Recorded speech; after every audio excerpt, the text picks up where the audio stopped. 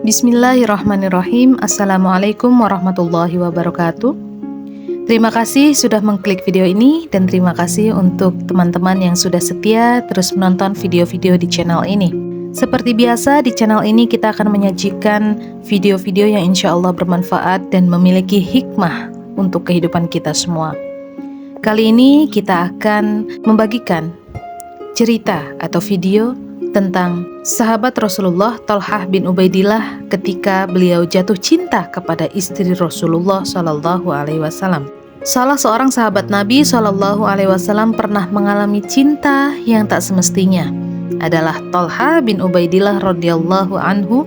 Ia jatuh cinta kepada istri Rasulullah Shallallahu Alaihi Wasallam. Kisah seperti ini termasuk cinta yang terlarang dalam Islam. Apalagi Thalhah bin Ubaidillah radhiyallahu anhu sampai ingin menikahi istri Rasulullah Shallallahu Alaihi Wasallam sepeninggalan beliau. Bagaimana kisahnya? Diceritakan dalam buku Rumah Tangga Seindah Syurga karya Ukasyah Habibur Ahmad. Pada saat itu Thalhah radhiyallahu anhu menaruh hatinya pada salah satu istri yang paling disayangi dan dicintai oleh Rasulullah Shallallahu Alaihi Wasallam, yakni Sayyidah Aisyah radhiyallahu anha.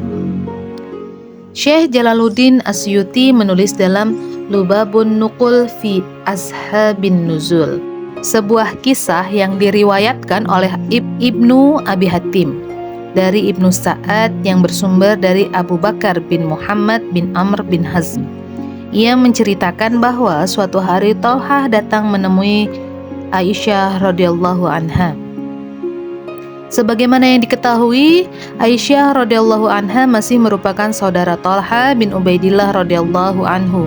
Ia merupakan saudara sepupu. Thalhah bin Ubaidillah radhiyallahu anhu dan Aisyah radhiyallahu anha terlibat dalam sebuah perbincangan. Hal ini lalu diketahui oleh suami Aisyah radhiyallahu anha, yakni Rasulullah sallallahu alaihi wasallam. Ketika Nabi Muhammad sallallahu alaihi wasallam melihat hal tersebut, beliau memberi isyarat kepada Aisyah radhiyallahu anha untuk masuk ke dalam rumah.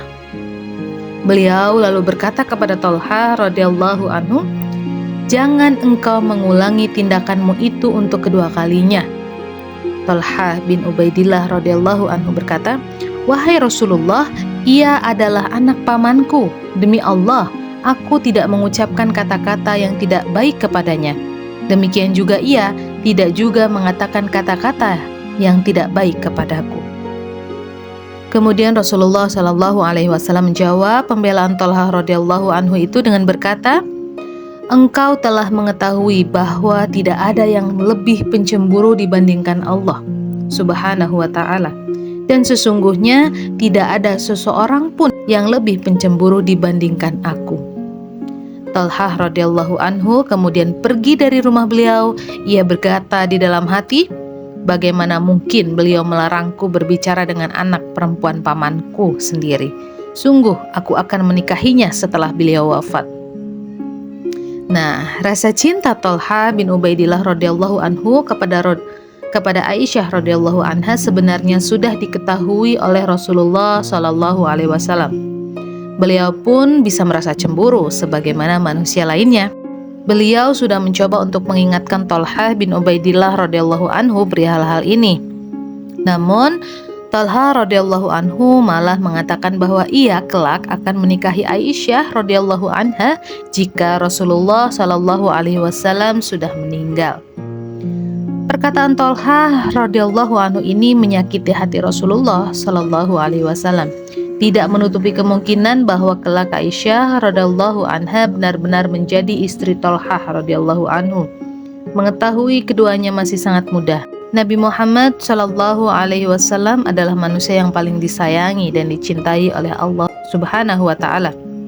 Tentu saja dia tidak akan membiarkan hal yang menyakiti hati kekasihnya itu berlalu begitu saja.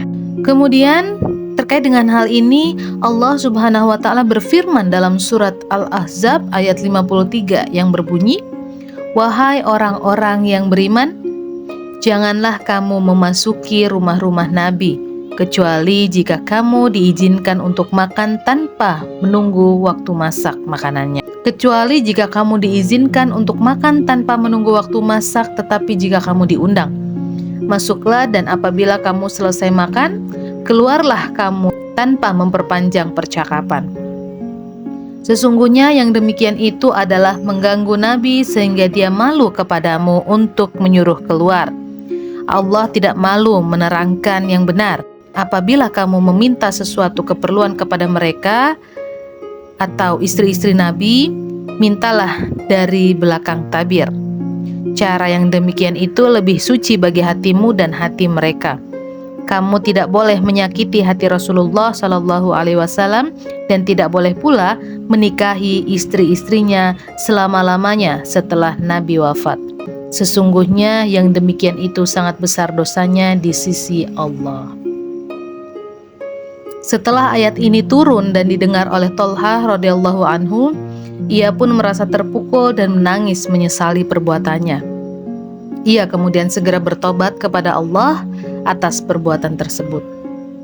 Ibnu Abbas radhiyallahu anhu meriwayatkan, sebagai bentuk penyesalan dan tobatnya terhadap ucapannya, Thalhah kemudian memerdekakan seorang budak, menginfakkan hartanya di jalan Allah Subhanahu wa Ta'ala seberat yang bisa diangkut 10 ekor unta, serta menunaikan haji dengan berjalan kaki.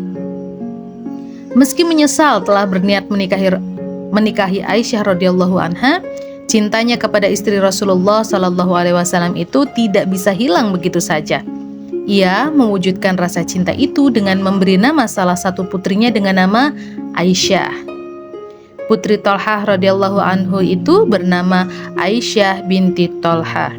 Ia adalah anak yang cantik, cerdas, dan cemerlang bagaikan permata. Ia pun juga berguru kepada bibinya, yakni Aisyah radhiyallahu anha, yang terkenal sebagai salah satu tabi'in dan periwayat hadis yang terpercaya.